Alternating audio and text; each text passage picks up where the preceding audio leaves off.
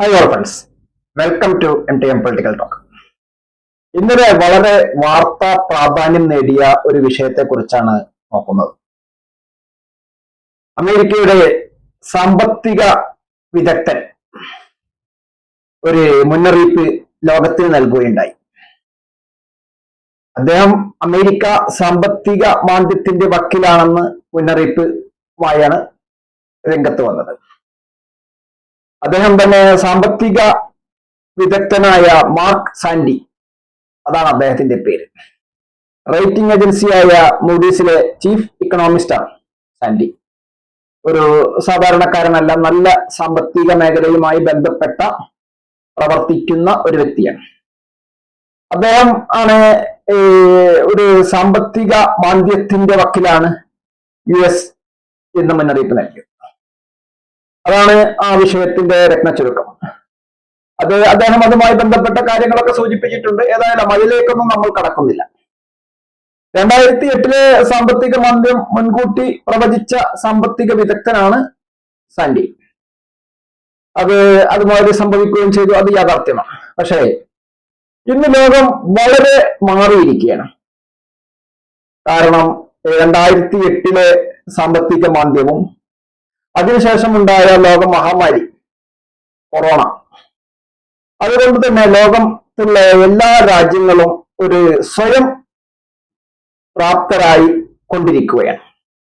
അപ്പോൾ 2008 മാന്ദ്യത്തെ പോലെ ഇനി ഒരു ലോകം ഒട്ടുക്കും ഒരു പിടിച്ച് കുലുക്കൽ ഇനി ഉണ്ടാവില്ല എന്ന് തന്നെയാണ് ഇതുമായി ബന്ധപ്പെട്ട് നമുക്ക് ജനറലായിട്ട് സാമ്പത്തിക മേഖലകളിലെ അത് കണക്കുകൾ വെച്ചിട്ടൊന്നും അല്ലെങ്കിലും ജനറലായിട്ട് നമുക്ക് മനസ്സിലാക്കാനുള്ളത്, ഇനി അത്തരം ഒരു ലോകത്തെ ഒരു ഞെരുക്കുന്ന ഒരു മാന്ദ്യം ഇനി വരില്ല. കാരണം ഓരോ രാജ്യങ്ങളും ഓരോ രാജ്യത്തിന്റെ അനുഭവങ്ങളിൽ നിന്ന്, ഇതാണല്ലോ ഇപ്പൊ നമ്മുടെ 2008 സാമ്പത്തിക മാന്ദ്യവും അതിനുശേഷം ഉണ്ടായ മഹാമാരിയും, ഇതൊക്കെ ഓരോ രാജ്യങ്ങളെയും സ്വയം പര്യാപ്തത കൈവരിക്കുവാൻ പ്രാപ്തരാക്കിയിട്ടുണ്ട്. ആ നിലക്കുള്ള സജ്ജീകരണങ്ങളാണ് ഓരോ രാജ്യങ്ങളും ചെയ്തുകൊണ്ടിരിക്കുന്നത്. അതുകൊണ്ട് തന്നെ ഇനി ഒരു സാമ്പത്തിക മാന്ദ്യം ഉണ്ടായാലും അത് ലോകത്തെ ഒട്ടുക്കും അങ്ങനെ വ്യാപിക്കും. അത് അദ്ദേഹം പറഞ്ഞിട്ടുമില്ല കേട്ടോ. ലോകത്തെ ഒട്ടുക്കും ബാധിക്കുമെന്നും അദ്ദേഹം പറഞ്ഞില്ല. അപ്പോ ലോകത്തെ ഒട്ടുക്കും അത് ബാധിക്കില്ല എന്ന് തന്നെയാണ് ഇത്രയും അനുഭവങ്ങൾ നമ്മുടെ മുന്നിലുള്ളത് കൊണ്ട് നമുക്ക് പറയാനുള്ളത്. എന്നാൽ 2008 സാമ്പത്തിക മാന്ദ്യം ലോകമൊട്ടുക്കും അത് ബാധിച്ചു. തൊഴിൽ നഷ്ടവും ആളുകളുടെ സാധനങ്ങൾ വാങ്ങുന്നതിലുള്ള കുറവ് കാരണം കമ്പനികളുടെ പൂട്ടലും ജോലി സ്ഥിരത നഷ്ടപ്പെടലും ഇതൊക്കെ അതിന്റെ ഭാഗമായിരുന്നു. നിർമ്മാണ മേഖല സ്തംഭിച്ചു, റിയൽ എസ്റ്റേറ്റ് മേഖല പൂർണ്ണമായും സ്തംഭനത്തിലായി. ഇതൊക്കെ അതിന്റെ ഭാഗമായിരുന്നു. എങ്കിലും അതിനുശേഷം ഉണ്ടായ മഹാമാരി ഒരു ലോകത്തെ പിടിച്ചു കുലുക്കി. അതിലും ലോകത്തിലെ രാജ്യങ്ങളെല്ലാം ഒരുപാട് പഠിച്ചു. ആ പഠിച്ചതിന്റെ അടിസ്ഥാനത്തിൽ അതുമായി ബന്ധപ്പെട്ട കാര്യങ്ങളാണ് ഇപ്പോൾ തയ്യാറാക്കുന്ന ഓരോ കാര്യങ്ങളിലും ഓരോ രാജ്യങ്ങളും സ്വീകരിച്ചു കൊണ്ടിരിക്കുന്നത്. ഒരുപാട് മുൻകരുതലോട് കൂടിയാണ് ഓരോ കാര്യങ്ങളും ഓരോ രാജ്യങ്ങളും തിരഞ്ഞെടുത്തു കൊണ്ടിരിക്കുന്നതും അതുമായി മുന്നോട്ട് കൊണ്ടുപോകുന്നത്. അപ്പോൾ ഒരു മാന്ദ്യം ഇനി ഏതെങ്കിലും ഒരു രാജ്യത്ത് വന്നാലും അത് ലോകമൊട്ടുക്കും അത് പരക്കും എന്ന ഭീതി വേണ്ട എന്ന് തന്നെയാണ്. ഇതിന് ജനറലായിട്ട് നമുക്ക് സാമ്പത്തിക രംഗം അദ്ദേഹം അടിവരയിട്ട് പോലെ പറഞ്ഞ കാര്യങ്ങളിലൊന്നും നമ്മൾക്ക് കടക്കുന്നില്ല. അത്ര നമ്മുടെ അതിനുമായി ബന്ധപ്പെട്ട പ്രഫുള്ളം ഇല്ലാത്തത് കൊണ്ട് ഇനി ഒരു മാന്ദ്യം ഉണ്ടായാലും ഉണ്ടായില്ലെങ്കിൽ ഉണ്ടാവാതിരിക്കട്ടെ, ഉണ്ടായാലും ഇനി ലോകരാജ്യങ്ങൾക്കൊന്നും അങ്ങനെ ഒരു മാന്ദ്യം ലോകത്തൊട്ടുക്കും അനുഭവപ്പെടാൻ സാധ്യത വളരെ കുറവാണ്. ഇത് തന്നെയാണ് ഇതുമായി ബന്ധപ്പെട്ട് പറയാനുള്ളത്. കാരണം ലോകം ഒട്ടുക്കും അതിന്റെ 2008 2009 ഉണ്ടായ മാന്ദ്യത്തിന്റെ എല്ലാ രാജ്യത്തും അത് ബാധിച്ചു. സമ്പത്ത് രംഗം ചില രാജ്യങ്ങൾ, ഒരുവിധ രാജ്യങ്ങളിലൊക്കെ സ്തംഭനത്തിലായി, തകർന്നു എന്ന് പറഞ്ഞുകൂടാ, സ്തംഭനത്തിലായി. അങ്ങനെയൊക്കെയാണ് അതിന്റെ ഒരു വശങ്ങൾ. അപ്പൊ അങ്ങനെയൊക്കെ ഉണ്ടായി. അത് വലിയൊരു പ്രത്യേകകാലങ്ങളിൽ ലോകത്തിന്റെ എല്ലാ ഭാഗത്തും ഉണ്ടായി. സമ്പന്ന രാജ്യങ്ങളൊക്കെ സ്തംഭനത്തിലായി. ഇങ്ങനെയൊക്കെ ഉണ്ടായി. എങ്കിൽ ഇനി അഥവാ അതിനുശേഷം മഹാമാരി വന്നു. മഹാമാരിയിലും അത് ലോകം വിറങ്ങലിച്ചു നിന്നുപോയി.